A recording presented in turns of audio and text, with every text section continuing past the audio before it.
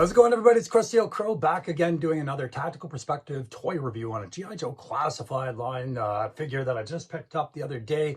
You might have seen it in my previous reviews of Major Blood, who is 166 in the line.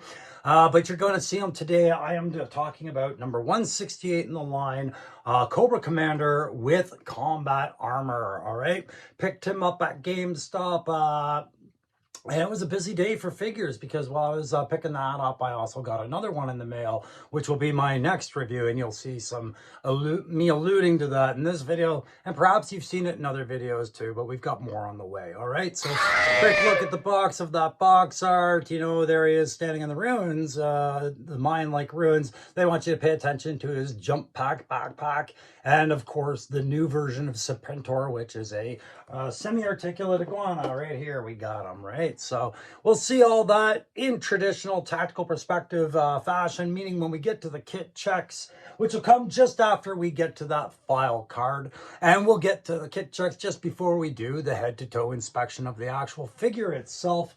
And I'll give you my impressions of what I thought of Cobra Commander in his battle armor through 3 grades. The tactical grade, the play grade, and the je ne sais quoi grade, French-Canadian for I don't know what. You guys know how it goes. So if you guys like these kind of views, if you like the tactical perspective and kind of some of the fun stuff I do here on this channel, let me know. Just hit that like, share, subscribe. I really appreciate it. This channel's growing a lot in the last few days. So thanks again to all those old subscribers and special thanks to the new ones. All right, we're going to roll things off with this Cobra Commander that I never had as a kid because he wasn't my Cobra Commander. We're going to kick it all off with that file card. So let's go have a look at it. So like I said, not having this character, the battle armor Cobra Commander as a kid, my cousin didn't have it either, and I was living vicariously through him as I got aged out of the line and gave him my collection. He never had this one either, as best I could tell. And, you know, not growing up with the G.I. Joe cartoon in my life, being an adult, having to backtrack through episodes, comics, and movies, you know, I didn't know enough about Cobra Commander, so I had to look into things, right? I found out about the Fred 7 conspiracy and Cobra Commander and all of that. And I see that the EU universe and as well as ARH would probably address this when I see what Classified has done with Cobra Commander, tying him into the Once a Man Cobra Commander set. So if you don't know what that's about, you'll see it in the pictures. I've been nodding to it a little bit, but let's get on with that file card. Special thanks again to 3D Joes who always provide these images. And again, if a file card isn't the ultimate testimony for you on a character, as it is with me, you can always go to JLS Comics, who provides a great write-up, 20-minute little episodes on all your favorite Joe characters and a lot of Marvel ones and others. But I'm going to focus on this one. So our Cobra Commander with battle armor, still a classified code name. Cobra Commander likes to be up front in the thick of battle with his Vipers, Eels, and Sieges, confronting the Joe teams. To protect their leader in the heat of battle, the best technical minds of Destro's armament factory created a special suit of body armor that combines flexible, bulletproof polymer fabrics with beryllium steel plate components. The entire suit is air-conditioned, solvent-resistant, and ray-shielded. The helmet is fitted with an integral combo system internal readouts and for environments quality, and a miniaturized computer display. It goes on to quote, "At least we don't have to worry about Cobra outfitting whole units with these suits. Each one of them costs about as much as a jet fighter. The plate parts can withstand a direct hit from heavy machine gun, and the flexible parts can stop anything up to a 357 Magnum. We suspect the helmet has an anti-tamper device with a direct hookup to a half-pound of plastic explosives." There it is. All right, so that's the file card. Let's talk about it. Okay, gives you a really good idea that basically what they built was a Cobra version of Stark armor for their leader. And then, of course, the controversy is who was really in it at the time that it was fighting the Joes and doing so well, right?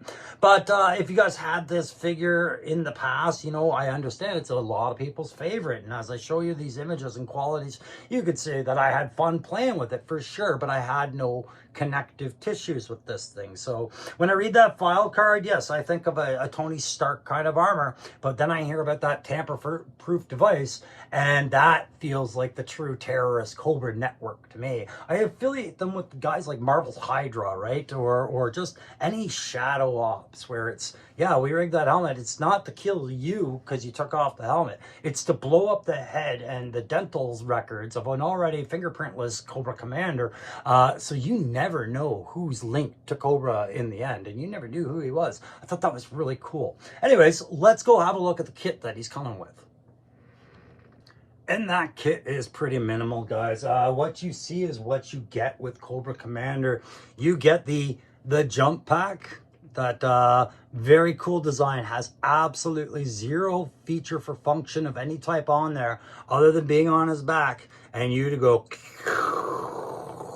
That's about all that serves, right? The only other functional piece is his impressive red holster, which is cut away from the thigh, so you can get some really dynamic posing with this buck. And you can see that they've slotted that to accompany the pistol, which he carries. And of course, I'm going to add it over all this and show you better footage than just waving this in your face. But that is how simple he needed to be. Surely he's not that simple though, right? No, he's not. He also comes with an extra head, right? So you have your, this is what I was saying, the nod to the Once a Man Cobra Commander head with those lizard eyes, right? Much like what we see with their Cobra Commander here. The blue lizardy eyes carry over into the helmet. So of course I had some fun with that, nodding to that in some photos, right? The other ones are quite human.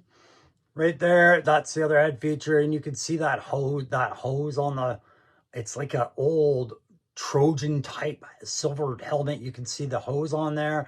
The nose crest on the helmet often reminds me of that movie, The Black Phone, in which Ethan Hawke plays a child killer, and he wore this mask, and I thought that mask kind of had some, whoops, as I take it off, I'm going to replace it for the lizard one here. I thought that mask really looked a lot like the one in The Black Phone. I think, is it The Black Phone? Yeah, I'm pretty sure it's The Black Phone. Anyways, really cool mask. Again, not overly familiar with this character, but we can get into the last part of it, which is the hands. You can see he's got a fist hand on there. He's got a trigger hand. And really what he's got is the opposing hands for both those features. There's the extra trigger hand for the other hand. Of course, we're used to this with Cobra Commander, getting a lot of hands, but there's your other fist. But he doesn't get the standard claw hand that we've had in so many other Cobra Commanders. Not claw hand, but globe clutching hand or doctor make you cough hand, right? We got that with a lot of other Cobra Commanders. We don't get it with this one, but we do get the pointy finger of judgment and blame and accusation there. Do I have it backwards? No, I got it by the post there. So we do get the pointy hand, and that's about it for the accessories outside of course, Serpentor, which is the iguana, which has, you know, movable, independent limbs, but they are, of course, sculpted to be reflective of an iguana. The tail does not have wire in it and is not rotatable, nor is the head able to pivot in any way or the mouth able to open. It's a very simple kind of nature toy kind of feel. And let me tell you, as a guy who had an iguana for all but 3-4 months in college, I hate this thing already just based off the smell. Thankfully, it still smells like a toy, but that's what I affiliate iguanas with, is just dirty little monsters that only want produce and to shit all over everything. So don't let them out of the cage. So clearly I don't have an iguana anymore, and I won't have one posed on my shelf very often.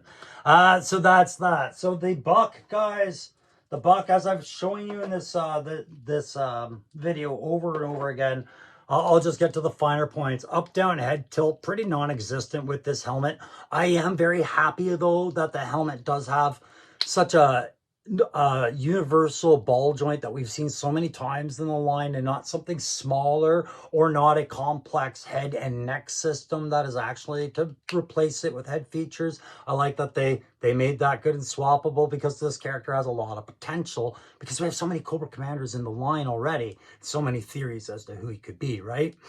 He does have those shoulder pauldrons, but they're attached up high, so they don't really affect much posing. You can get a lot out of them, but you know, they will ride in certain areas for certain angles.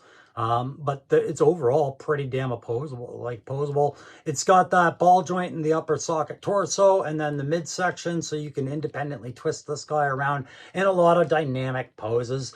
Good ratchet in those knees and pinless elbows and knees, pardon me. And of course, you can get some really, like I said, some dynamic posing on this guy. I'm pretty impressed with the buck itself.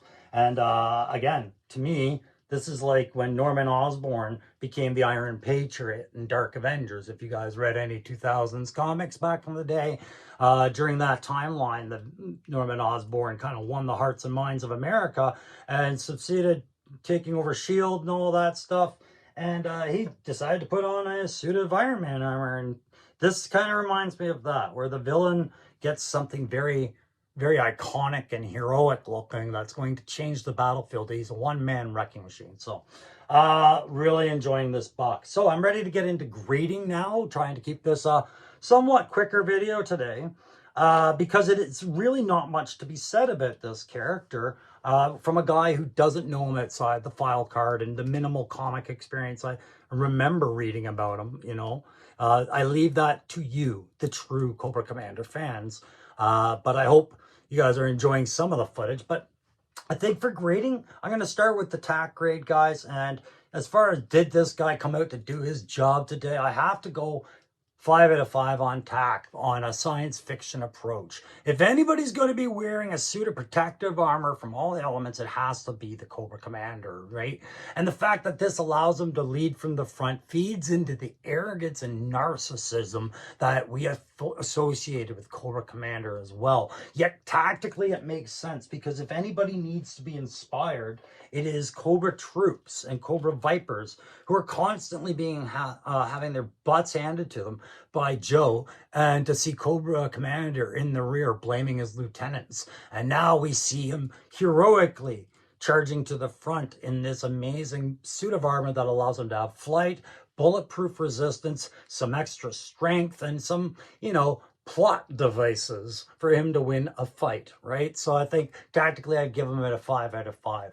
On a play, I'm going to give him probably I have no choice. I really don't have a choice. While I'm not a big fan of him, like his design, he's cool, but he's not my favorite, right? 5 out of 5 on play. Everything this figure can do is simple. His balance is good. His flexibility is good. His colors are beautiful. That silver on blue broken up by the red. I know I didn't talk about it a whole lot before. I probably didn't talk about it at all. But the level of attention and detail that they gave this figure is promising, because I can see components of this working its way into some of those Cobra Vipers I talked about in one of my previous videos, where I said what else could be coming, right? Ice Cream Soldier, all the armored selection of Joe needed some more armored pieces, thighs, knees, shins, shoulders, chest, all that. They needed it. So now when I see some reuse out of Cobra Commander, I'll remember they were using a really good buck. You can see a little bit of wiggle just on that upper torso, but not a lot. I am very impressed with this buck. 5 out of 5 on play. Je ne sais quoi factor. I'm going to go with 4 out of 5. Okay. 4 out of 5 on Je ne sais quoi. And it's because I wasn't expecting to like this, even when I picked it up in my hands in the box, even when I took it out of the box, till I sat down for a full day or two playing with it, right? Which is such an important process for the tactical perspective. Something I have to include more and more is a full day of play with these things to discover the nuances of this thing that made it enjoyable for a generation behind me, that I just now discover behind me, or now. Oh, and just to see what possibly biases I had towards whether this would be a good figure or not. And I have to stand corrected. It is a really good figure. He's not my favorite figure. He's not my favorite Cobra. He's probably not even my favorite Cobra Commander, but damn, dude, they nailed it. 5 out of 5. 4 out of 5. Because I won't make this a perfect figure. There's probably other things we could have gotten with this set. I'm sure a lot of people would have liked to have some extra head features to bring in Fred 7. And moreover, the reason I bring up Fred 7 a little bit on this is because it folds into Crimson Guard. It folds into a lot of Cobra lore. And if Hasbro acknowledges this Cobra Commander, then they have to acknowledge the current lore behind it. And that brings in people like Fred Seven and Billy Kessler, who I know Punk with Toys and Tony Figs and a lot of others would really want to see in this line, myself included. So guys, that's going to do it for this tactical perspective. 554. Damn good figure. Highly recommended. Standard shelf price. Standard shelf kit accessory count, I would think. This is about as much plastic as I would expect to be used in any, but well allocated. I mean, there's no waste points here. You could complain that maybe you don't need the hands that way. I would argue, yes, you do. You need that number of hands. It's just weird they didn't do this hand. Anyways, guys, been having a lot of fun. Clearly, I've been having some fun outside with my polar bear, but this is not the environment for him. That is. And maybe we'll get some nods to the next set, as that's probably going to be your next review. But thank you very much, guys, for tuning in for this one. And we'll see you on the next Tactical Perspective. Take care.